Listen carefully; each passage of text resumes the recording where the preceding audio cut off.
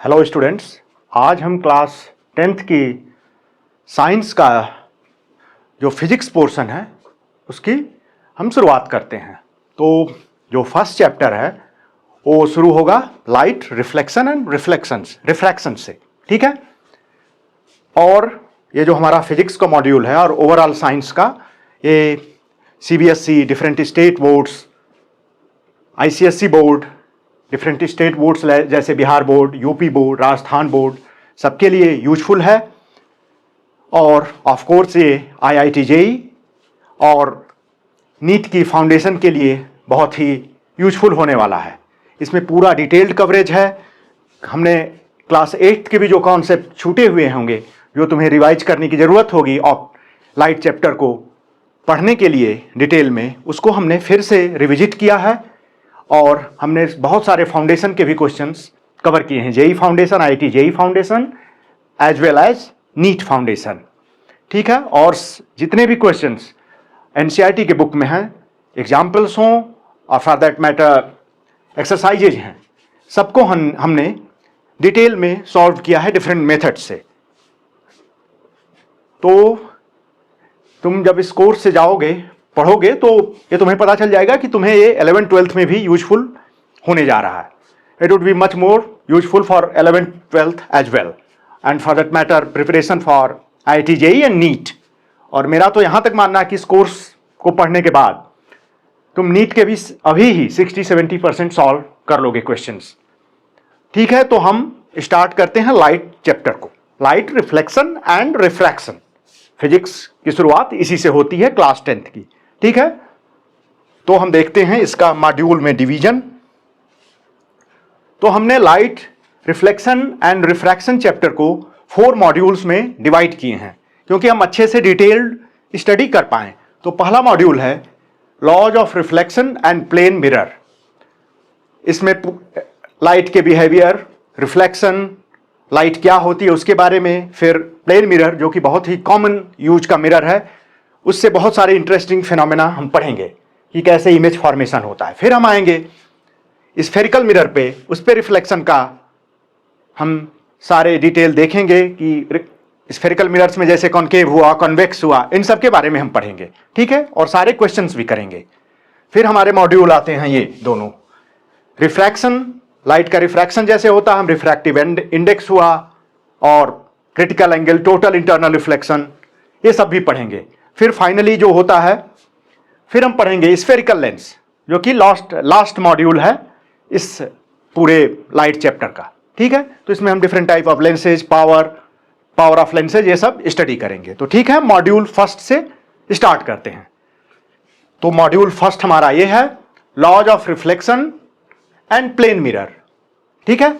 इसमें ये सब टॉपिक आएंगे। अभी हम इस वीडियो लेक्चर में ये जो व्हाइट में टॉपिक्स हैं उनको डिस्कस करेंगे पूरे डिटेल में। पहला है how do we see something, ये बहुत इंपॉर्टेंट है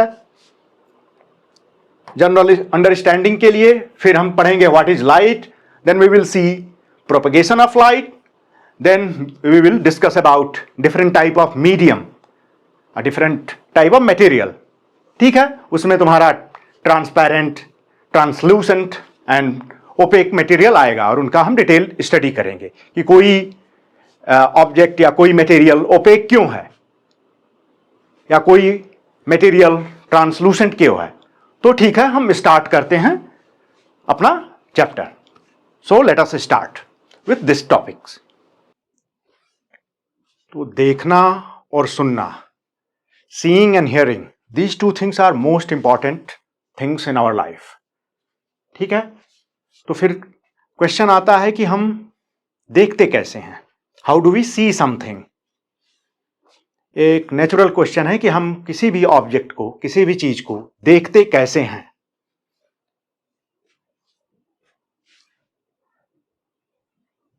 तो हम ऐसा पाते हैं कि किसी भी ऑब्जेक्ट को देखने के लिए उस ऑब्जेक्ट से लाइट हमारे आईज पे आनी चाहिए, हमारी आईज पे पड़नी चाहिए लाइट रेज उस ऑब्जेक्ट से। तो कुछ ऑब्जेक्ट तुम जैसे देखते ही होगे कि कुछ ऑब्जेक्ट्स ऐसे होते हैं जो खुद ही लाइट सोर्स होते हैं, जैसे कि तुम्हारा सबसे बड़ा ऐसा ऑब्जेक्ट क्या हुआ? सन हुआ, स्टार्स हुए, बल्ब हुआ, कैंडल हुआ, ट्यूबलाइट हुआ। ऐसे जो ऑब्जेक्ट्स हैं वो खुद ही लाइट एमिट करते हैं और तुम उन्हें देख सकते हो, क्योंकि लाइट रेज उनसे चल के तुम्हारी आईज पे आ रहे हैं। Light rays are falling on your eyes, so you can see these objects directly. ठीक है, तो इसीलिए हमने कहा है कि जो लाइट एमिटिंग ऑब्जेक्ट्स हैं उनको हम, जैसे कैंडल हुआ, बल्ब हुआ, सन हुआ, डायरेक्टली देख सकते हैं। तो मैं एक डायग्राम ड्रा करता हूं इस बात को अच्छे से समझाने के लिए कि हमने ड्रॉ कर लिया, जैसे कि एक, मान लो कि एक बल्ब है, ठीक है, इससे लाइट रेज निकल रही हैं, जैसे तुम्हें पता ही होगा।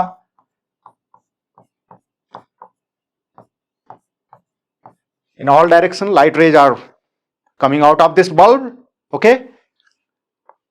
और इस तरह से जा रही हैं लाइट रेज, ठीक है। यहां पे मान लो तुम हो, तुम्हारे आईज हैं, ठीक है, ये तुम्हारी आई है, ठीक है। तुम्हारी आई पे लाइट रेज पड़ रही हैं, सो you can see this bulb. Bulb की जगह सन भी हो सकता है, मैंने इसका नाम लिख दिया बल्ब, ठीक है। बल्ब या सन भी हो सकता है, कैंडल भी हो सकता है, ऐसा जो लाइट एमिटिंग सोर्स हो उसको हम, ये है तुम्हारी आई। तो तुम इस लाइट रेज की हेल्प से इस बल्ब को या इस सन को या इस कैंडल को देख सकते हो, ठीक है। इस टाइप के ऑब्जेक्ट होते हैं, इनको बोलते हैं जो लाइट एमिटिंग ऑब्जेक्ट्स हों, ठीक है। फिर हम आते हैं कि कुछ ऐसे भी ऑब्जेक्ट्स होते हैं जो खुद लाइट एमिट नहीं करते। जैसे कि तुम रूम में हो, डार्क रूम है, ठीक है, और तुम जाते हो रूम में, तो पहला काम क्या है? डार्क रूम है तो तुम क्या करोगे कि लाइट स्विच ऑन करोगे। ऐसा क्यों करते हो? बल्ब स्विच ऑन क्यों करते हो? इसलिए नहीं करते, बल्ब देखने के लिए तो नहीं करते कि तुम्हें बल्ब देखना है। तुम इसलिए करते हो कि दूसरे ऑब्जेक्ट्स जो रूम में हो उनको तुम अच्छी तरह से देख पाओ, you can C other objects in the room. ये तुम्हारा ऑब्जेक्टिव होता है। बल्ब देखना ऑब्जेक्टिव नहीं होता है किसी का भी, जाहिर सी बात है। तो मान लो कि इस रूम में एक सेटिंग है रूम की, तो इस रूम में एक बुक रखा हुआ है, ठीक है, ओपन बुक है, इसमें कुछ लिखा हुआ है, ठीक है। इसको भी तुम देख पाते हो। तो क्या होता है इसमें? ये तो जाहिर सी बात है कि रूम वेल लिट है, बल्ब जल रहा है, तो तुम जो भी ऑब्जेक्ट्स होंगे तुम उनको देख पाते हो। तो उसमें क्या होता है कि इससे जो लाइट रेज आती हैं इस बुक पे पड़ती हैं, इस बल्ब से, और फिर ये बाउंस बैक होके तुम्हारी आई में चली जाती हैं। तो वो इससे एकदम क्लियर हो जाना चाहिए कि किसी भी ऑब्जेक्ट को देखने के लिए तुम्हारी आईज में रेज जानी चाहिए। तो दो तरह के ऑब्जेक्ट हुए, ये हो गया तुम्हारा फर्स्ट टाइप का ऑब्जेक्ट, इसे तुम फर्स्ट बोलो तो फर्स्ट टाइप का ऑब्जेक्ट जो लाइट एमिटिंग सोर्स हो, जिससे तुम्हारी आंखों में डायरेक्ट लाइट जाए। और दूसरा क्या हो गया कि ऐसे ऑब्जेक्ट्स जैसे ट्रीज हुए, बुक हुआ, कोई भी ऐसा ऑब्जेक्ट जो लाइट सोर्स ना हो, तो उनपे दूसरे लाइट सोर्स से लाइट पड़ती है, फिर वो बाउंस बैक होके तुम्हारी आईज में पड़ती है। So you can see these type of objects as well. इसको मान लो सेकेंड टाइप, ठीक है। तो ऐसा हम देखते हैं कि ऑब्जेक्ट को देखने के लिए हमें लाइट चाहिए, उस ऑब्जेक्ट से लाइट हमारी आंखों पे, हमारी आईज पे आनी चाहिए।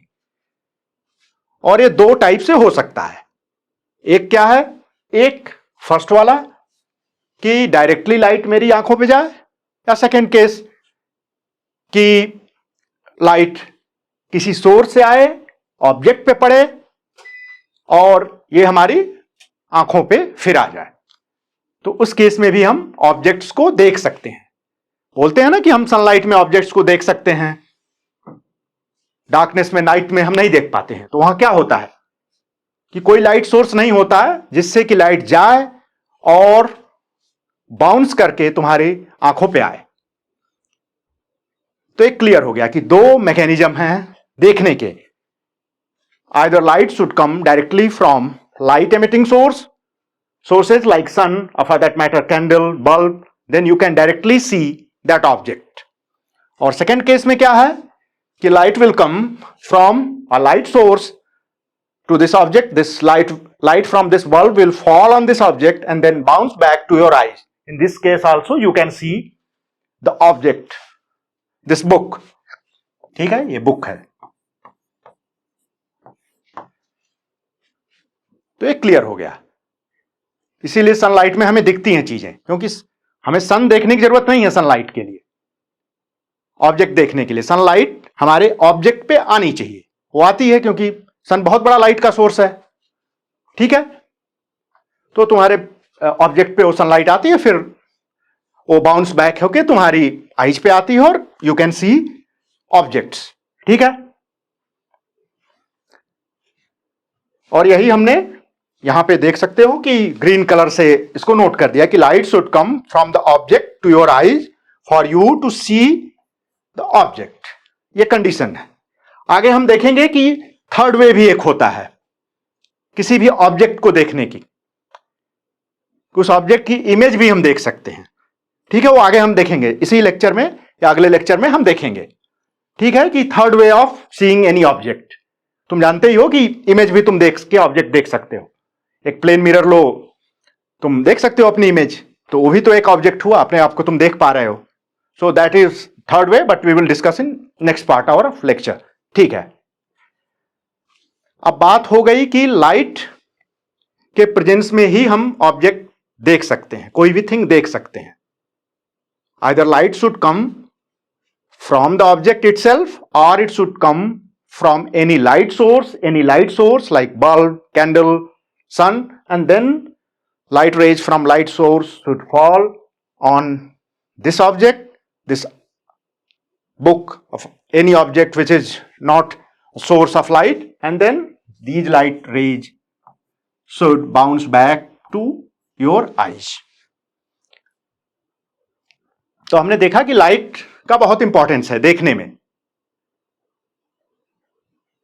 तो फिर हम जानना चाहेंगे कि आखिर लाइट क्या है। ठीक है, लाइट का इंपॉर्टेंस है देखने में, तो फिर नेक्स्ट क्या क्वेश्चन हुआ कि व्हाट इज लाइट। ठीक है, तो हम आगे की स्लाइड में यही देखते हैं कि व्हाट इज लाइट। अब बात आ जाती है व्हाट इज लाइट।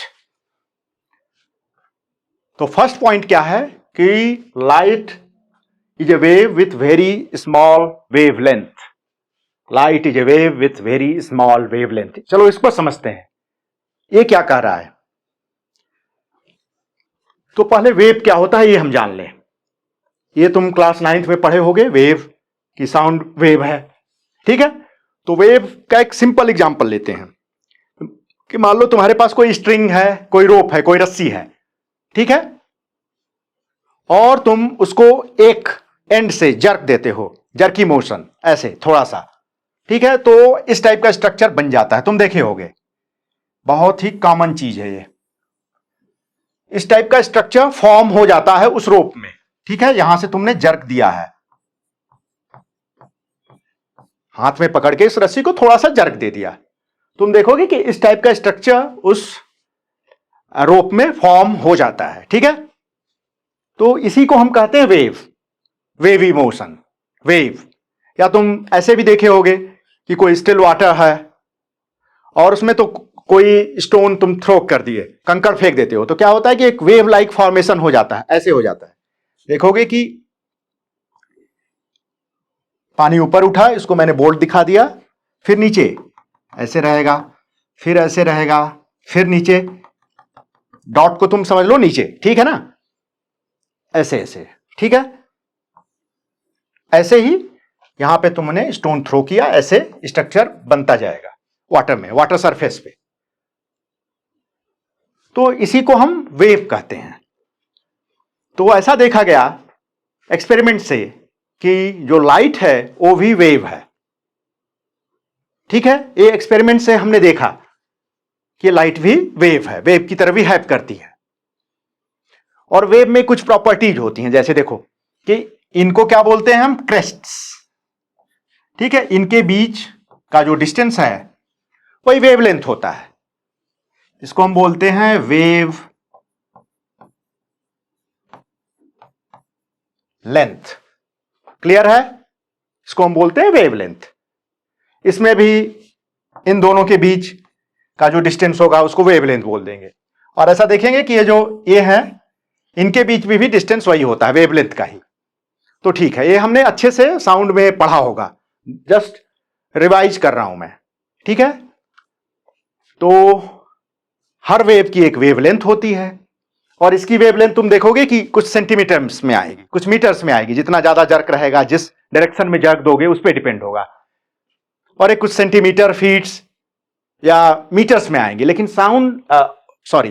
लाइट का देखा गया कि इनके वेवलेंथ, जो लाइट का वेवलेंथ है, बहुत कम होता है, नैनोमीटर्स में होता है। नैनोमीटर्स में होता है लाइट का वेवलेंथ जो होता है। जो लाइट का वेवलेंथ है वो नैनोमीटर्स में होता है।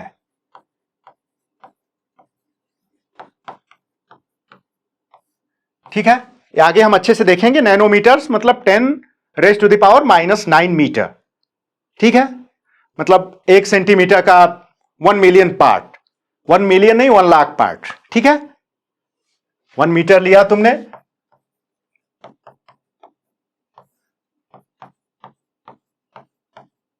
इस टाइप से कुछ ऐसे हो जाता है कि मतलब बहुत ही आगे पढ़ेंगे हम, अच्छे से पढ़ेंगे जब हम लाइट, स्पेशली लाइट को पढ़ेंगे नेक्स्ट चैप्टर में, तो ये हम देखेंगे। ये समझो कि नैनोमीटर्स में होता है लाइट, इसका वेवलेंथ बहुत कम होता है, इसका मीटर या फीट में होगा। ठीक है, साउंड का भी वैसे ही होता है, लेकिन इनका बहुत ही कम होता है, लाइट वेव। तो इस तरह से हम देखें कि एक्सपेरिमेंट से we found out that light is a wave. ठीक है, विथ वेरी लेस वेवलेंथ। अब बात आती है कि कोई भी वेव हो, जैसा हमने देखा पिछली क्लासेज में, अभी भी देख रहे हो कि इस वेव को भी प्रोपेगेट करने के लिए, प्रोपेगेट मतलब आगे बढ़ने के लिए, यू नीड सम मीडियम। इसमें जो रोप है वो मीडियम है, इसमें क्या है, वाटर है, मीडियम। ठीक है, तो और ऐसा भी तुम्हें पता है कि साउंड वेव को आगे जाने के लिए क्या चाहिए, एयर एक मीडियम होता है, या कोई सॉलिड हो, कुछ भी हो, उसमें साउंड वेव प्रोपेगेट करती है, but without medium it can not travel. ये तुम्हें पता है। से वैक्यूम कर दो तो sound, you can not here sound. तो जितनी भी अभी तक हमने वेव्स देखी हैं, उनको प्रोपेगेट होने के लिए यू नीड अ मीडियम। एक मटेरियल चाहिए, मीडियम का मतलब मटेरियल, कुछ चाहिए जिससे वो जाए। वेव एक तरह की डिस्टरबेंस है, जिनको बढ़ने के लिए, ट्रेवल करने के लिए you need some sort of medium, some sort of material. ठीक है, लेकिन इसमें देख रहे हो वाटर है मीडियम, वाटर के सरफेस पे वेव लाइक स्ट्रक्चर बनता है, इसमें ये मीडियम है। ठीक है, एयर हो जाता है मीडियम नॉर्मल साउंड वेव के प्रोपेगेशन के लिए। लेकिन लाइट में ऐसा देखा गया कि लाइट वेव को ट्रेवल करने के लिए किसी मीडियम का रिक्वायरमेंट नहीं होता है, it can travel in vacuum.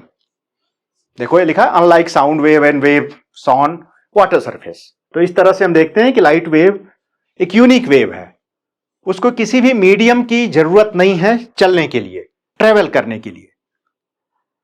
Medium रहेगा तब भी चलेगी, नहीं भी रहेगा तब भी चलेगी, हम आगे देखेंगे। लेकिन यह पक्का है कि बिना मीडियम के भी चलेगी।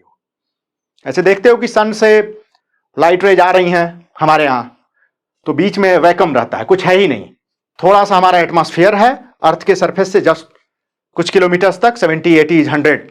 ठीक है, उसके ऊपर प्योर पूरा कोई भी मीडियम नहीं, फिर भी लाइट रेज आती है। ठीक है, तो लाइट रेज को ट्रेवल करने के लिए, लाइट को ट्रेवल करने के लिए किसी मीडियम की जरूरत नहीं है, you need not any medium. ठीक है, तो एक यूनिक प्रॉपर्टी है लाइट रेज की। अब थर्ड इंपॉर्टेंट चीज है, कोई भी तुम वेव देखोगे वो क्या करती है, एनर्जी ट्रांसफर करती है। देखो कैसे, कि ये मान लो तुमने स्टोन स्टिल वाटर में फेंका, थ्रो किया, तो क्या होता है, एक डिस्टर्बेंस क्रिएट होता है और ये डिस्टर्बेंस आगे बढ़ता जाएगा। और यहां पे तुम कोई पार्टिकल रखो तो ये भी अप डाउन होता जाएगा। कहीं भी तुम इसमें पार्टिकल रखो तो अप डाउन होता जाएगा। अप डाउन क्यों हो रहा है? Why it is doing some motion? Because of some energy. बिना एनर्जी के, बिना किसी फोर्स के ये मोशन नहीं हो सकता। तो एक तरह से देखो, यहां पे तुमने डिस्टर्बेंस क्रिएट किया, एनर्जी दी, और ये एनर्जी प्रोपगेट होके यहां तक पहुंच गई। ठीक है, वैसे तुम रोप के भी केस में देख सकते हो, यहां पे तुमने जर्क दिया, जर्क मींस फोर्स, एनर्जी, जो भी कह लो, पता है कुछ एनर्जी तो देना पड़ेगा, खर्च करनी पड़ेगी एनर्जी, कुछ फोर्स देना पड़ेगा। ठीक है, और ये ट्रेवल होके देखोगे कि यहां तक पहुंचेगी, एंड तक। कोई जर्क देगा, यहां पे तुम हाथ रखो तो you can feel that jerk as well. यहां पे जाते जाते ये पहुंच जाएगा यहां तक। तो एक तरह से देख रहे हो, ये प्रैक्टिकल एग्जांपल है। जैसे साउंड ही है, तो साउंड क्या होता है कि साउंड में मैं एयर में कुछ फ्रिक्वेंसी जनरेट करता हूं, कुछ डिस्टर्बेंस क्रिएट करता हूं, और तुम्हारे ये जो डिस्टर्बेंस है साउंड वेव के फॉर्म में, वो आगे बढ़ती जाती है और तुम्हारे ईयर ड्रम पे, यहां ड्रम है ईयर में, ईयर का स्ट्रक्चर पढ़ोगे तो ईयर ड्रम पे एक टक्कर मारती है, और फिर ब्रेन प्रोसेस करके तुम्हें उस आवाज को, उस साउंड को बताता है कि ये कैसी साउंड है, क्या साउंड है। ठीक है, ड्रम पे टक्कर मारने तक फिजिक्स है, उसके बाद बायोलॉजी आ जाती है। ठीक है, तो ये समझ लो कि साउंड भी क्या है, एक वेव है, एयर में डिस्टर्बेंस है, और वो तुम्हारे जो कान का जो पर्दा होता है, ईयर ड्रम, उस पे एक डिस्टर्बेंस या एनर्जी ट्रांसफर करती है, तभी तुम सुन पाते हो। इस यहां तक क्या है, आवाज आई, तुम बोले कुछ, मेरे कानों तक आवाज आई, मतलब डिस्टर्बेंस आया, अभी तक आवाज नहीं है, वो जस्ट एयर में डिस्टर्बेंस है, साउंड वेव्स है, वो एनर्जी का ट्रांसफर है थ्रू वेव्स। और मेरे ईयर ड्रम पे वो आया, उसने कुछ मेरे ईयर ड्रम पे एनर्जी ट्रांसफर किया, वहां से एनर्जी चली यहां तक मेरे ईयर ड्रम पे आई, फिर क्या हुआ, पूरा जो बायोलॉजिकल सिस्टम है ईयर का, वो काम किया, उसको हमने आवाज की तरह देखा, सुना, देखा नहीं, सुना। ठीक है, तो ये बात ईयर की भी हो गई। ईयर में भी फिजिक्स है, फिर बायोलॉजी है। ठीक है, तो हमने देखा कि इससे भी एनर्जी का ट्रांसफर होता है, इसमें भी एनर्जी का ट्रांसफर होता है, साउंड वेव में भी एनर्जी का ट्रांसफर होता है, तो लाइट वेव में भी एनर्जी का ट्रांसफर होना चाहिए, और होता भी है। तुम देखे होगे कि तुम सनलाइट में हाथ रखो या बाहर ही जाओ सनलाइट में, तो क्या होता है, you feel hotness, you feel warm, जल जाते हैं, सनबर्न होता है, सब होता है। किसी भी चीज को तुम्हें गर्म करना है, बाहर रख सकते हो, ठीक है, ड्राई करना है। ठीक है, तो यहां भी एनर्जी का ट्रांसफर हो रहा है, ये बात एकदम क्लियर हो जानी चाहिए। फिर क्या है, कुछ केसेज में जो सनलाइट है, जो लाइट है, सनलाइट या लाइट, कोई भी लाइट, ठीक है, उसको पार्टिकल के फॉर्म में भी देखा जाता है। जैसे कि सनलाइट को हम ऐसे भी देखते हैं कि ये स्ट्रीम ऑफ पार्टिकल्स है, सॉरी, ये सनलाइट है तो स्ट्रीम ऑफ पार्टिकल्स भी हैं, इसको बोल सकते हो स्ट्रीम ऑफ पार्टिकल्स।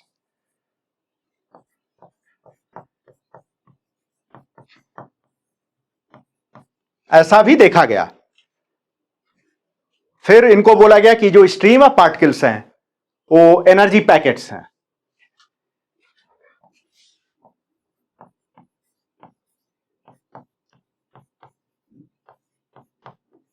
ठीक है, इन्हीं को हम फोटॉन्स कहते हैं। फोटॉन का नाम तुमने सुना होगा, बहुत बार सुनते आ रहे होगे। ठीक है, तो इन्हीं को हम फोटॉन्स कहते हैं। कि ये ऐसे भी देखा गया, ये भी एक्सपेरिमेंट से आया, जब लाइट का बिहेवियर हम मेटल से स्टडी किए, मेटल और लाइट का इंटरेक्शन, तो पता चला कि लाइट पार्टिकल के फॉर्म में भी है।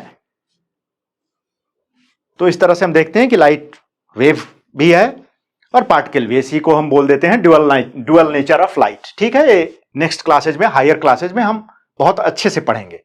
अभी के लिए इतना जानना बहुत जरूरी है, या इतना जानना चाहिए, कॉमन सेंस या जनरल नॉलेज की चीज है, तो यू शुड नो इट। ठीक है, फोटॉन्स क्या होते हैं? एनर्जी पैकेट्स होते हैं, और जो लाइट होती है वो कंटिन्यूअस एनर्जी पैकेट आ रही है। ठीक है, ये ऐसे ही स्ट्रेट लाइन में ही चलेगा, ऐसे समझ लो। ये तुम्हारे फोटॉन्स है। लाइट क्या है? बस जस्ट स्ट्रीम ऑफ फोटॉन्स। ठीक है, फोटॉन्स और एनर्जी पैकेट। अब बात आती है, इसको तुम अलग से ऐसे लिख लो, ये हमारा ये वाला पॉइंट, फोर्थ पॉइंट। अब बात आती है, human eyes can detect light of certain wavelengths. तो चलो बात करते हैं हियरिंग पे। तो ह्यूमन ईयर भी जो होते हैं वो भी कुछ ही रेंज डिटेक्ट कर पाते हैं। तुमने सुना होगा, जब हमने पढ़ा होगा क्या बोलते हैं, साउंड चैप्टर क्लास 9th में, या ऐसे भी तुम जानते होगे कि जो हमारी सुनने की रेंज है, हियरिंग रेंज है, वो 20 हर्ट्ज से लेके 20,000 हर्ट्ज तक होती है। हर्ट्ज है फ्रीक्वेंसी का, वो क्या बोलते हैं, यूनिट। ठीक है, तो उसका यूनिट है। उसके नीचे भी नहीं सुन पाती ह्यूमन ईयर, और उसके ऊपर भी नहीं। तो इसी तरह से लाइट भी डिटेक्ट जो ह्यूमन आई करती है, उसका भी कुछ रेंज होता है। कुछ ही वेवलेंथ का जो लाइट है वो ह्यूमन आई डिटेक्ट कर पाता है। कितना डिटेक्ट कर पाता है ये समझ लो, हम देखेंगे आगे, बहुत अच्छे से इसको देखने वाले हैं। इस पॉइंट का है तुम्हारा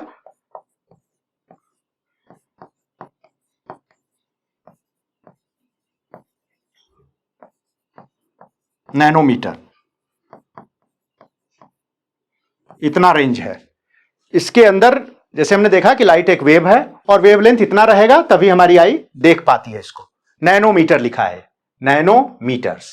हमने देखा था पिछली स्लाइड में कि नैनोमीटर होता क्या, 10⁻⁻⁹ मीटर को हम नैनोमीटर कहते हैं।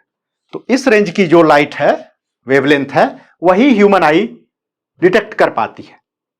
उसके बाहर भी जो होगा वो लाइट है, व्हाइट लाइट नहीं है, उसी को हम व्हाइट लाइट कहते हैं। ठीक है, ये हम बहुत अच्छे से देखेंगे, लेकिन अभी जान लो कि ह्यूमन आई की एक लिमिटेशन होती है। जैसे ह्यूमन ईयर की होती है, वैसे ही ह्यूमन आई की भी लिमिटेशन होती है। और जितना लिमिट में हम देख पाते हैं, इसी लिमिट की जो जिसमें जो भी लाइट है वो व्हाइट लाइट होती है। हम बहुत अच्छे से देखने वाले हैं। अभी बस इतना जान लो कि ह्यूमन आई की भी लिमिटेशन होती है डिटेक्शन पावर की।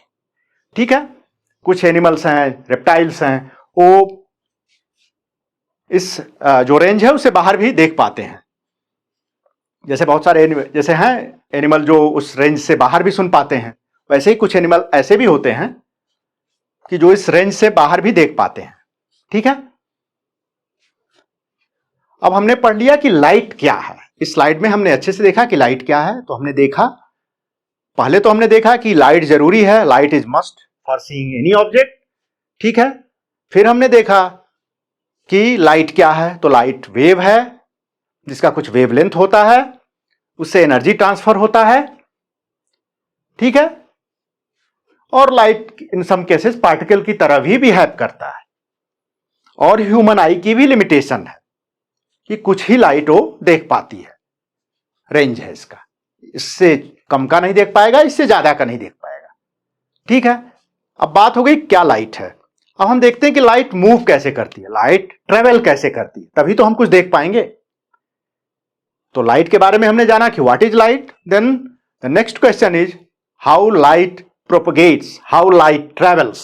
ठीक है, प्रोपगेट करना मतलब मूव करना, ट्रेवल करना। ठीक है, तो हम नेक्स्ट स्लाइड में यही देखेंगे कि हाउ लाइट प्रोपगेट्स।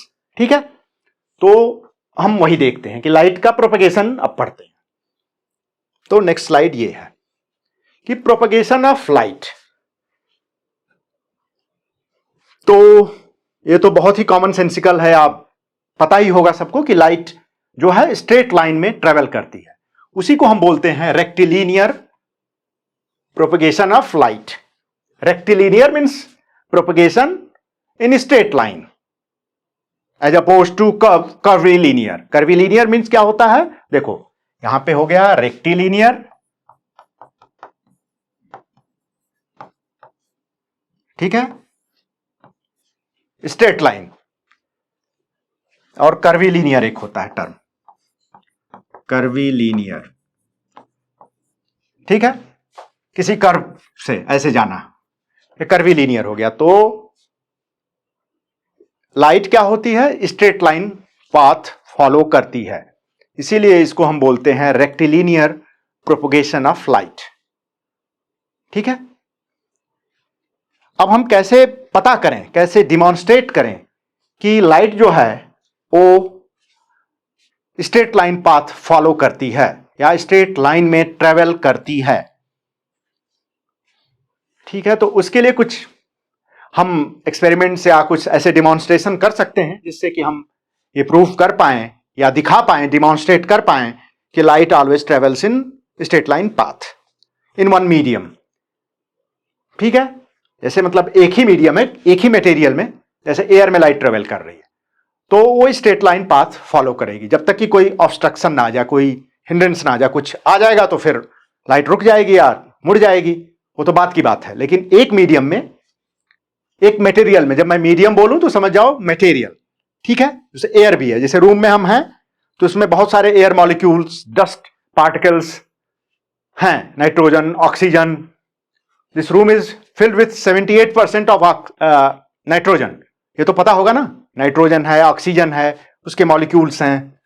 तो एक तरह से एक मटेरियल ही है, बहुत थिन है फिर भी मटेरियल है, मैटर है इसमें। तो इसमें लाइट स्ट्रेट लाइन में ट्रेवल करती है, और कुछ रुकावट आ गया, कोई ऑब्स्ट्रक्शन आ गया तो वहां स्टॉप हो जाएगी या मुड़ जाएगी, वो बात की बात है, वो बाद में अच्छे से देखेंगे। लेकिन अभी ये समझ लो कि एक किसी मीडियम में लाइट स्ट्रेट लाइन में ट्रेवल करती है, क्लियर। और इसी को हम रेक्टिलिनियर प्रोपगेशन ऑफ लाइट कहते हैं, एज अपोज टू कर्वीलिनियर, ठीक है। और इसको हम कैसे डिमॉन्स्ट्रेट करें कि लाइट जो है स्ट्रेट लाइन में ट्रेवल करती है। तो देखो, अब कोई एक लाइट सोर्स तुम ले लो, मान लो कि एक कैंडल है, ठीक है, सॉरी अच्छे से बना लेते हैं इसको, एक कैंडल है,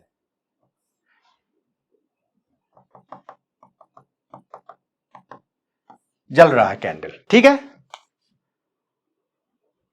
अब तुम्हें देखना है तो एक हॉलो पाइप ऐसे लेके देखोगे तो you can easily see it, ये जो रेज हैं इसमें से आ जाएंगे, ठीक है। ये तुम्हारी आई हो गई, ठीक है, तो तुम देख सकते हो। अब क्या करो कि इस हॉलो जो पाइप है या ट्यूब है जो भी है, उसको तुम बीच में थोड़ा सा मोड़ दो, जस्ट एक टर्न दे दो। मान लो कि ऐसे है,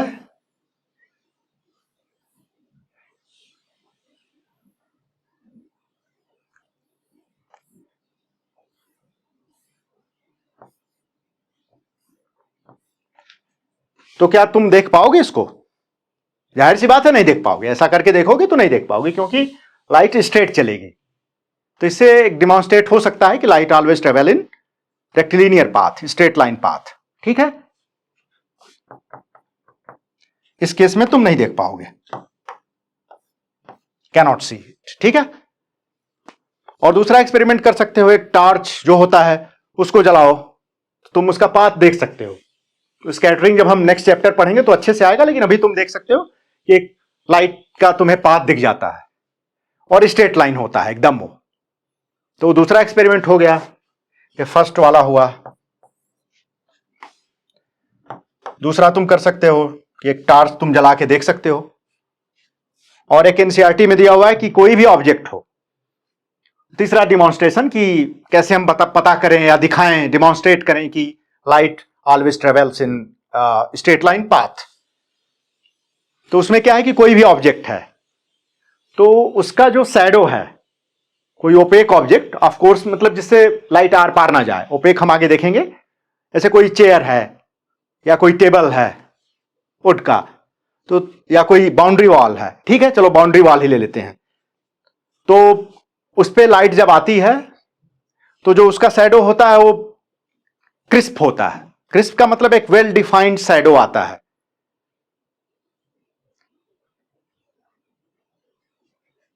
तो उससे भी हमें पता चलता है कि जो लाइट है वो स्ट्रेट लाइन में ट्रेवल करती है। जैसे देखो कि ये मान लो कि तुम्हारा बाउंड्री वॉल है, ये बुक को, ये जो है नोटबुक, उसको तुम मान लो कि ये बाउंड्री वॉल है और सन रेज ऐसे आ रही हैं, या एक लाइट सोर्स कोई भी यहां पे मान लो कि लाइट सोर्स है, ठीक है, यहां पे इससे आ रही हैं, ठीक है, ऐसे ऐसे आ रही हैं, मान लो कि स्ट्रेट लाइन से आ रही हैं, ऐसे ऐसे आएगी और जो शैडो जोन में ऐसे पड़ेगा और एक स्ट्रेट लाइन बन जाएगा नीचे, और इस ऐसे शैडो जोन रहेगा उसका। देखे होगे तुम बाउंड्री वॉल की जो शैडो बनती है, जैसे वॉल है वैसे ही शैडो बन जाता है एक लाइन का।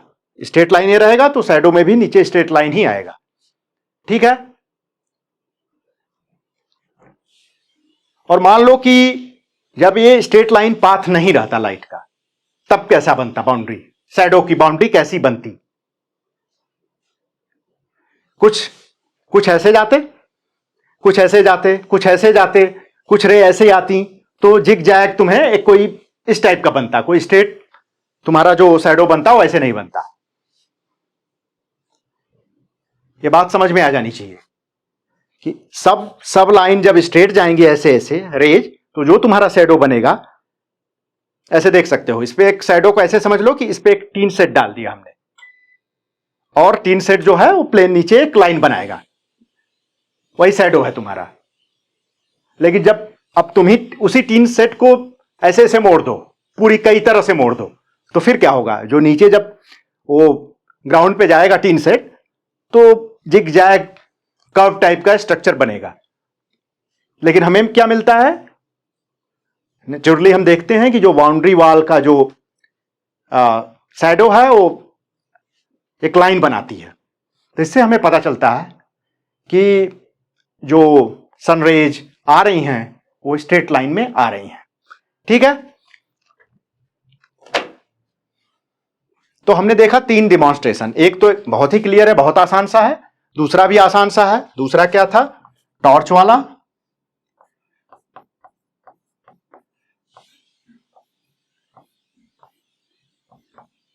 देख सकते हो तुम उसका पाथ एकदम स्ट्रेट लाइन रहता है, ठीक है।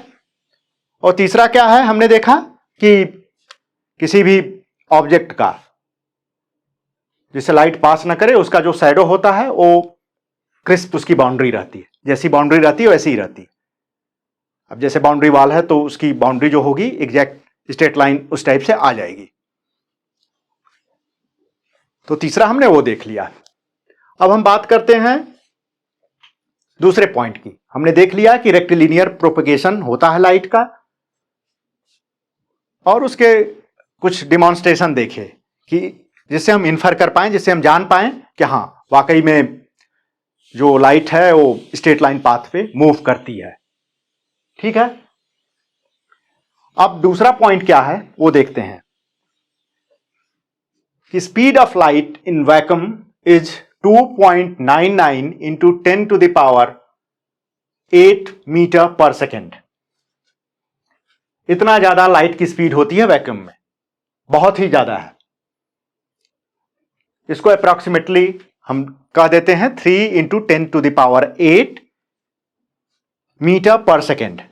अब इसकी तुम कंपैरिजन करो साउंड की वेलोसिटी से, साउंड की स्पीड से। साउंड की स्पीड क्या होती है, नॉर्मली होती है 332 मीटर पर सेकेंड, ऐसी होती है कुछ 332 मीटर पर सेकेंड, या जो भी हो 300 के ऊपर थोड़ा सा जस्ट होती है, 330 होती है शायद, ठीक है। अब उससे तुम कंपेयर करो कितना ज्यादा है,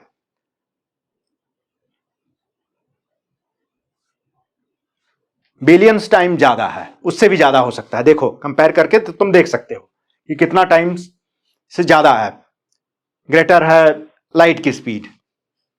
और यह देखा गया कि लाइट की स्पीड इतनी होती है वैक्यूम में, और ये स्पीड जो है लाइट की वो कांस्टेंट होती है।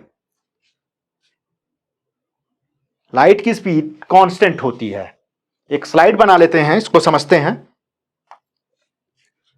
जैसे कि मान लो कि कोई तुम्हारे पास ऑब्जेक्ट है, एक तुम चलो मान लो कि तुम कार में बैठे हुए हो, एक कार बना लेते हैं हम, ठीक है, और ये 5 किलोमीटर के स्पीड से चल रही है, ठीक है, किलोमीटर पर आवर, ठीक है, या 50 ही ले लो, ठीक है, रियलिस्टिक कुछ लो, 5 किलोमीटर तो कुछ होता नहीं कार की स्पीड, ठीक है। और इसमें से तुम इसी साइड में, इसी डायरेक्शन में एक बॉल लिए उसको फेंकते हो, बॉल तुमने थ्रो किया इस कार में बैठ के 10 किलोमीटर पर आवर से, ठीक है। तो ग्राउंड पे बॉल की स्पीड क्या दिखेगी, तुमने मोशन चैप्टर क्लास 9th में पढ़ा ही होगा कि इस बॉल की स्पीड हमें दिखेगी 10 + 50, 10 + 50, 60 किलोमीटर पर आवर दिखेगी, जाहिर सी बात है दिखेगी। इसकी स्पीड इस पे पहले से 50 से है, 10 हमने दिया, तो रिजल्टेंट वेलोसिटी, जो नेट वेलोसिटी, जो नेट स्पीड आएगी ये इतनी आ जाएगी। तो लाइट के केस में ऐसा नहीं होता, कोई लाइट का टॉर्च लो तुम, इससे रेज निकल रही हैं, किस वेलोसिटी से निकल रही हैं, सी से डिनोट करते हैं लाइट की वेलोसिटी को, लाइट की स्पीड को, ठीक है। इसको लिख लेते हैं अच्छे से,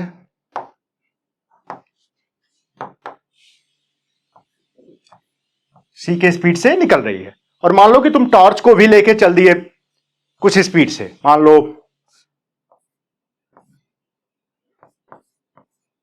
C/100 से तुम टॉर्च को लेके, कोई ऐसा मैकेनिज्म है, कोई ऐसा है जिससे कि तुम टॉर्च को भी लेके चल रहे हो, तो फिर ऐसा देखा गया, या ऐसा पॉस्टुलेट है, ऐसा मान लेते हैं, जम्पशन है कि लाइट की स्पीड जो है इस टॉर्च से, जो ये टॉर्च 100 C/100 से चल रही है, फिर भी जो लाइट की स्पीड है वो C ही रहेगी।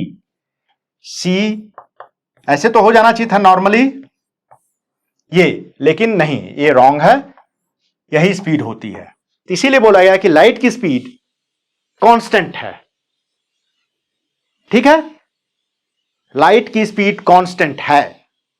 तुम लाइट सोर्स को कितनी भी तेज मूव कराओ, या लाइट देखने वाले को कितना तेज से आगे बढ़ाओ, जैसे कोई टॉर्च है मैंने जलाया, उससे लाइट रेज सी से निकल रही है और तुम और तेज आओ सामने से, तो ऐसा नहीं हुआ कि लाइट की स्पीड तुम्हारे लिए बढ़ जाएगी, ठीक है। तो लाइट की स्पीड हर जगह वैक्यूम में कांस्टेंट होती है, ये लाइट की स्पेशल क्वालिटी है। तो हमने देख लिया ये होती है और ये एजम्पशन है, और इसको जैसे तुमने अल्बर्ट आइंस्टाइन का नाम सुना होगा, उन्होंने थ्योरी दी थी स्पेशल थ्योरी ऑफ रिलेटिविटी, उसी का एक फंडामेंटल पॉस्टुलेट है, बेसिक पॉस्टुलेट, पॉस्टुलेट मतलब होता है एजम्पशन, ये प्रूवन नहीं है ना, एक्सपेरिमेंटली वेरीफाइड है, ठीक है, ये एजम्पशन है, और इसी एजम्पशन पे पूरा theory of relativity, special theory of relativity based है। ये जस्ट जनरल नॉलेज की बात है, हायर क्लासेस में तुम अच्छे से इसको पढ़ोगे, अभी के लिए बस जान लो कि लाइट की स्पीड कांस्टेंट होती है, और इस तरह से देखो कितना ये कॉमन सेंसिकल है, लेकिन कितना ये काउंटर इंट्यूटिव है, मतलब अपोज टू कॉमन सेंस है, ये सही है, ये नहीं हो रहा है। देख रहे हो, फिजिक्स या साइंसेज हमेशा कॉमन सेंस से नहीं चलती, इससे पता चलता है।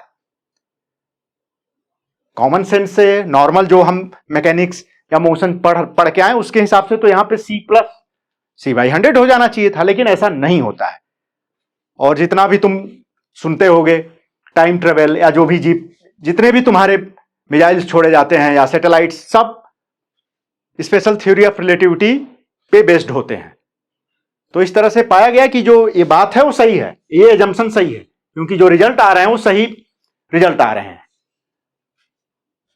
ठीक है। हम आगे बढ़ते हैं अब, तो हमें पता चल गया, हमने थोड़ा सा स्पेशल थ्योरी ऑफ रिलेटिविटी भी पढ़ लिया कि सी जो है वो कांस्टेंट होता है, स्पीड ऑफ लाइट कांस्टेंट होता है, और ये एक फंडामेंटल पॉस्टुलेट है स्पेशल थ्योरी ऑफ रिलेटिविटी का, ठीक है, हायर क्लासेज में तुम पढ़ोगे। और इसके मानने के बाद, इस पॉस्टुलेट को माना जाता है, एज्यूम किया जाता है, इसको मानने के बाद बहुत सारे इंटरेस्टिंग रिजल्ट आए जिसने पूरी फिजिक्स को बदल दिया, और वो एक्सपेरिमेंटली वेरीफाइड भी हुए, एक्सपेरिमेंटली देखा गया कि हाँ ये बात सही है जो रिजल्ट्स आए। तो ये बहुत ही इंटरेस्टिंग चीज है, वो हायर क्लासेज में बहुत ही अच्छे से पढ़ोगे तुम। तो ये हमने देख लिया कि लाइट की स्पीड कांस्टेंट होती है। और क्या था, और यही बात हुई कि जो हमने पढ़ा कि स्पेशल थ्योरी ऑफ रिलेटिविटी का जो हमने नाम लिया, उसी का एक रिजल्ट है, या उसी का एक क्या बोलते हैं, एक रिजल्ट ही बोलो, कि nothing can move faster than light. ये तुमने सुना होगा कि कोई भी चीज लाइट से फास्ट नहीं जा सकती। तो उसी का स्पेशल थ्योरी ऑफ रिलेटिविटी का एक रिजल्ट है। उसी का एक रिजल्ट है इक्वल्स mc स्क्वायर, जो बहुत ही फेमस है, आइंस्टाइन का फार्मूला। इसको फिजिक्स भी नहीं आता वो भी जानता है कि equals mc square. E means energy, m means mass, c means speed of light. ठीक है, अब हम देखते हैं, ये तो नॉर्मल बात हो गई लाइट के नेचर के बारे में, प्रोपेगेशन ऑफ लाइट के, और ये दो चीजें हमने बता दी एक्स्ट्रा। अब हम आते हैं कि रे ऑफ लाइट क्या होता है और बीम ऑफ लाइट क्या होता है। तो रे ऑफ लाइट क्या होता है कि मतलब एक रे, जैसे कि लाइट सोर्स है नॉर्मली, सॉरी कलर बदल देते हैं, ये तुम्हारा हो गया रे, सॉरी ये तुम्हारा हो गया रे, स्ट्रेट लाइन में जाएगा। लेकिन प्रैक्टिकली एक रे, सिंगल रे नहीं होता किसी भी लाइट एमिटिंग ऑब्जेक्ट से, लाइट सोर्स से। क्या होगा कि मल्टीपल रेज पैरेलल निकलेंगी। ये मान लो तुम्हारा सोर्स है, ये तुम्हारा सोर्स है, तो एक ऐसे ही पैरेलल निकलती जाएंगी, एकदम क्लोज आएंगी। अभी मैं दिखाने के लिए थोड़ा डिस्टेंस बना दिया हूं, ठीक है, स्ट्रेट लाइन में। तो इनको हम कहते हैं बीम। ये हो गया रे। रे का मतलब क्या हुआ कि दो पॉइंट है, सोर्स और डेस्टिनेशन को मिला दो, जहां लाइट पड़ रही है उसी को हम रे बोल देते हैं। एक स्ट्रेट लाइन ज्वाइन कर देती है, उसको हम रे बोल देते हैं। लेकिन प्रैक्टिकल सिनेरियोज में रे नहीं आएगा, एक लाइट बीम ही मिलेगी। कितना भी छोटा सोर्स हो, कितना भी उसको तुम छोटा बनाओ, फिर भी तुम्हें बीम मिलेगी। मल्टीपल पैरेलल रेज निकलेंगे। तो बीम क्या हुई, combination of multiple parallel raise of light. ये क्या है, कॉम्बिनेशन है।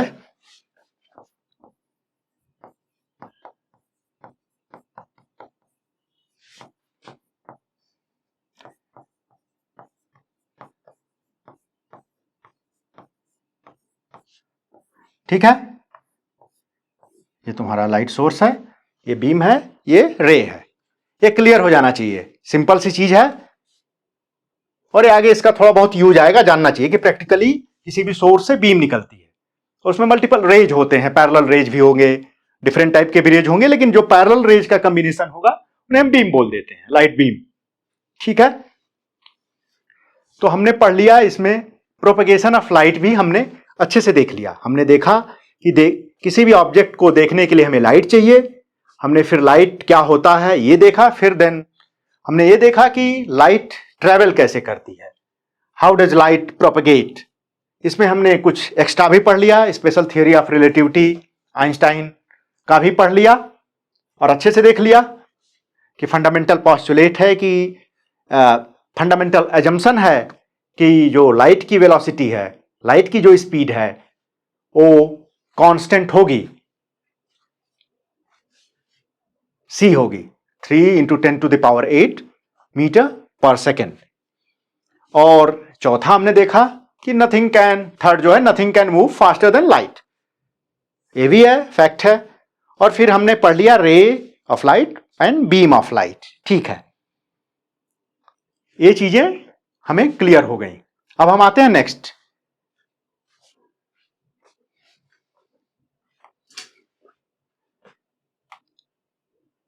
अब बात चली रही थी प्रोपेगेशन और ट्रेवलिंग की लाइट की, तो तुम देखे होगे कि लाइट जो ट्रेवल करती है, तो कुछ मटेरियल ऐसे होते हैं जिनसे लाइट पूरी पास हो जाती है, ऑलमोस्ट पास हो जाती है।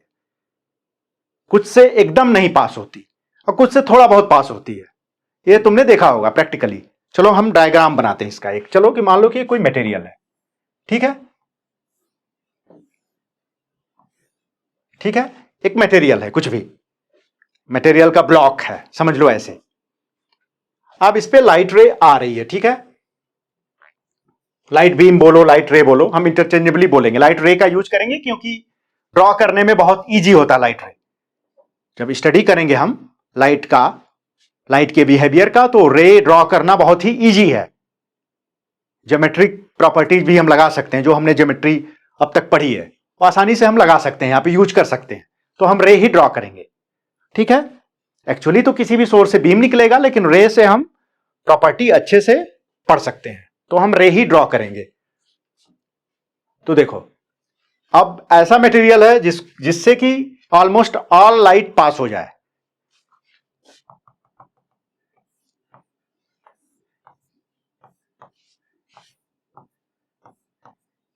ठीक है।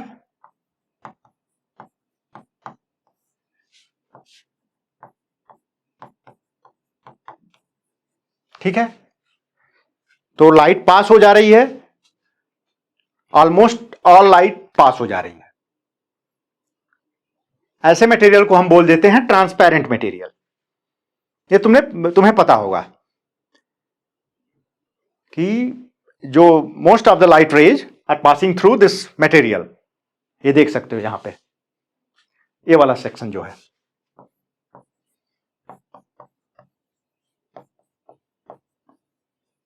ठीक है।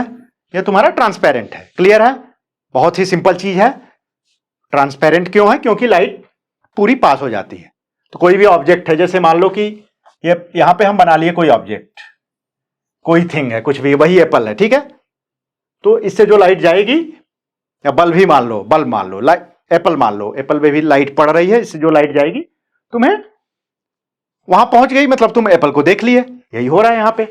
बिना लाइट, तुमने फंडामेंटल चीज ये पढ़ी कि लाइट जानी चाहिए ऑब्जेक्ट से तुम्हें देखने के लिए, तो ऑब्जेक्ट भी दिखेगा। इसीलिए हम ट्रांसपेरेंट मटेरियल से हम ऑब्जेक्ट देख लेते हैं। जैसे क्लीन वाटर हुआ, ग्लास हुआ, कई तरह के प्लास्टिक हुए, जिनमें हम देख पाते हैं ऑब्जेक्ट्स को। क्यों देख पाते हैं? क्योंकि उससे लाइट पास कर जाती है, ठीक है। We can see through this material, जैसे यहां पे है, ठीक है। क्यों देख पाते हैं? क्योंकि लाइट रे पास हो जाती है। अब एक दूसरे तरह के मटेरियल भी आते हैं, जैसे कि तुम्हारा कार्डबोर्ड हुआ, कोई मेटल हुआ, उसे तुम लाइट सोर्स टॉर्च जलाओ, कुछ भी पास नहीं होगा। जैसे ये हुआ, इसको हम समझ लेते हैं कि ऐसे कोई है, मान लो कि कार्डबोर्ड है, वुडन कार्डबोर्ड है, वुड है, ठीक है। अब तुम एप्पल रखो या कोई लाइट सोर्स रखो, ये मान लो तुम्हारा लाइट सोर्स है, एप्पल है, इस पे लाइट पड़ रही है, ये लाइट सोर्स है, ठीक है, पड़ रही है लाइट, बाउंस बैक होके इसमें से जा रही है, ठीक है। इसमें गई और यहां पे तुम्हें कुछ नहीं दिख रहा है, कोई लाइट सोर्स नहीं है, नो लाइट, क्लियर है। तो ऐसे मटेरियल को हम ओपेक बोलते हैं, इसको बोल देते हैं ट्रांसपेरेंट। देखा हमने, ट्रांसपेरेंट या ओपेक है। क्या होता है कि इसमें लाइट इसको क्रॉस नहीं कर पाती है। फिर लाइट का होता क्या होगा? क्रॉस नहीं कर पा रही तो कुछ लाइट बाउंस बैक हो जाती होगी,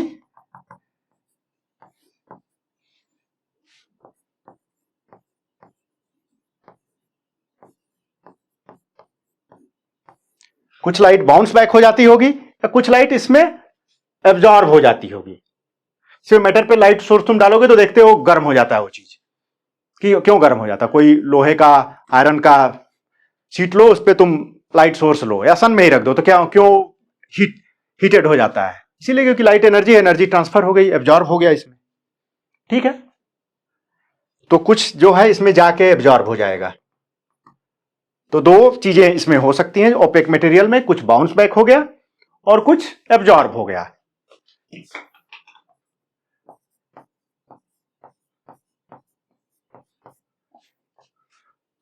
दो चीज हो सकता है, लाइट रेज कुछ एब्जॉर्ब हो जाएंगी और कुछ बाउंस बैक हो जाएंगी, कुछ भी इस पार नहीं आएगा। तो जाहिर सी बात है, कोई भी जो यहां पे जो एप्पल है वो नहीं दिखेगा। तो ये तुम्हारा हो गया ओपेक। कौन सा मटेरियल ओपेक है? ये ओपेक नहीं है, ये मटेरियल जो तुम्हारा है ओपेक हो गया। क्यों ओपेक हो गया? क्योंकि लाइट रेज आर पार नहीं आ पा रही है। क्यों नहीं आ पा रही है? कुछ लाइट रेज बाउंस बैक हो जा रही है, कुछ एब्जॉर्ब हो जा रही है। और इसमें क्या है?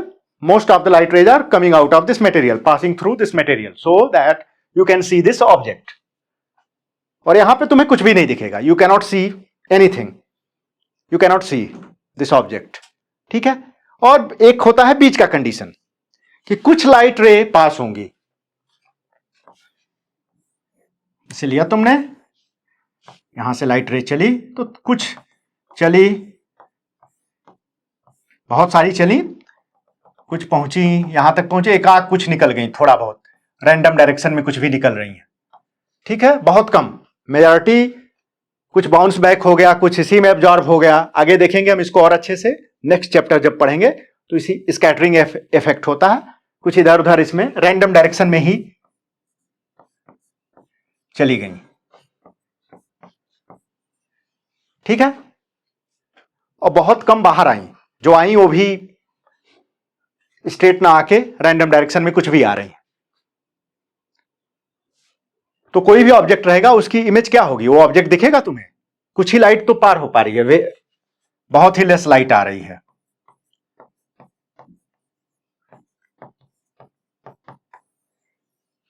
आई तो जाहिर सी बात है बहुत ही कम दिखेगा, फजी दिखेगा, हेजी दिखेगा, जैसे ये हो रहा है, इसी को हम बोलते हैं ट्रांसलूसेंट।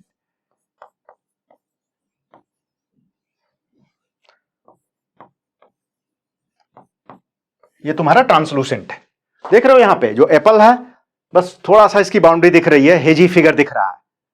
क्या हो रहा है इसमें कि जो लाइट उस पार से आ रही है एप्पल के, वो उसी मटेरियल में, इस जो मटेरियल है ये, उसी में इधर उधर घूम जा रही हैं, कुछ बाउंस बैक हो जा रही हैं, कुछ इधर उधर भटक जा रहा है पाथ, बहुत कम बाहर सही से आ पा रही हैं। तो ऐसे मटेरियल्स को हम ट्रांसलूसेंट कहते हैं। तो हमने क्या पढ़ लिया, ट्रांसपेरेंट मटेरियल फर्स्ट, दूसरा क्या ट्रांसलूसेंट पढ़ लिया हमने, और तीसरा ओपेक। रीजन भी समझा इन तीनों का अच्छे से। ट्रांसपेरेंट में लाइट जो चलेगी, most of the light rays will come out.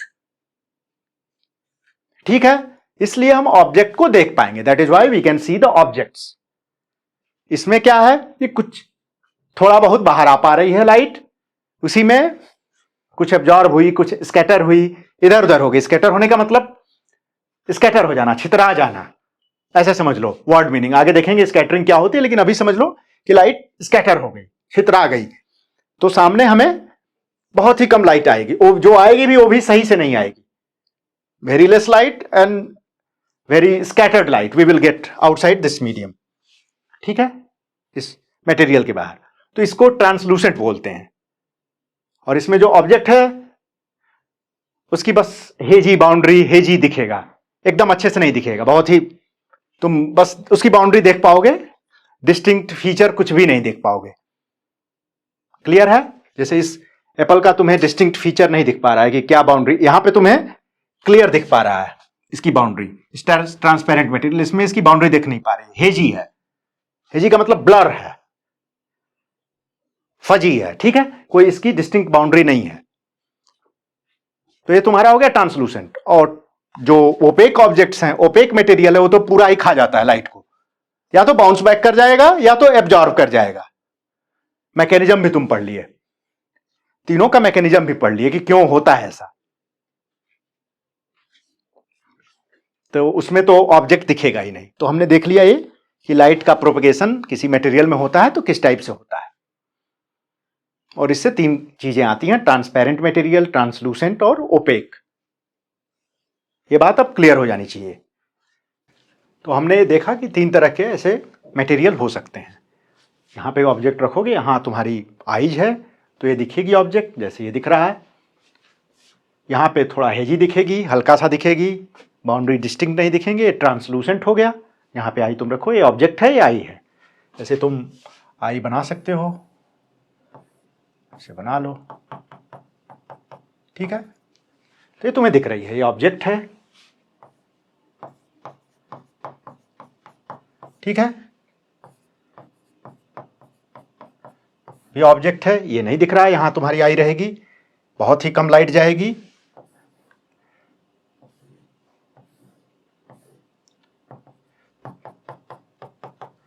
तुम्हें नहीं दिखेगा, बहुत ही क्लियर कट नहीं दिखेगा, हेजी सा, ब्लरी सा दिखेगा, जैसे इस केस में। और इसमें तुम्हारी आई रहेगी, इस ऐसे, ठीक है। यहां पे तुम्हें कुछ भी नहीं दिखेगा, यू कैनॉट सी एनीथिंग, क्योंकि लाइट स्कैटर हो एब्जॉर्ब हो जा रही है या तो बाउंस बैक हो जा रही है। तो ये तुम्हारा हो गया opaque object, transparent, translucent and then comes opaque, ठीक है। अब हम पढ़ते हैं एक काफ़ी नोन फेनोमेना है जो लाइट का। पहले तो हमने लाइट का प्रोपगेशन देखा मीडियम में कि स्ट्रेट लाइन पाथ में होता। अब हम देखते हैं कि लाइट जो हम बोल रहे हैं ना बाउंस बैक हो जा रही है, तो उसी को हम एक अच्छी लैंग्वेज में कहते हैं रिफ्लेक्शन। रिफ्लेक्शन, बाउंस बैक करना, ये तो बोलना नॉर्मल है, कॉमन सेंस की जो लैंग्वेज है, डे टू डे यूज की जो लैंग्वेज है, उसमें बाउंस बैक बोल देते हैं हम, रिबाउंड हो जाना, बाउंस बैक हो जाना। तो उसी बाउंसिंग बैक को हम एक अच्छी सी टर्म में उसको हम रिफ्लेक्शन बोलते हैं, रिफ्लेक्शन ऑफ लाइट। तो नेक्स्ट जो टॉपिक है वो हमारा होगा रिफ्लेक्शन ऑफ लाइट। अभी तक हमने लाइट के बारे में पढ़ा, what is light, how does it travel, ठीक है, ये सब हमने देखा। तो इस वीडियो लेक्चर में हमने इन सब टॉपिक्स को डिटेल में कवर किया कि how do we see something, what is light, propagation of light, and हमने थोड़ी सी स्पेशल थ्योरी ऑफ रिलेटिविटी भी टच कर ली, आइंस्टाइन जिनसे तुम फेमिलियर हो गए, जिनके नाम से सब लोग ही फेमिलियर होते हैं, ठीक है। और फिर हमने टाइप ऑफ मीडिया ये भी देखा, किस टाइप के मटेरियल होते हैं जिनमें जब लाइट पास करती है तो कैसे वे बिहेव करते हैं, ठीक है। तब जो नेक्स्ट टॉपिक्स हैं, रिमेनिंग टॉपिक्स, उनको हम नेक्स्ट वीडियो लेक्चर में देखेंगे। So let us meet in next video lecture.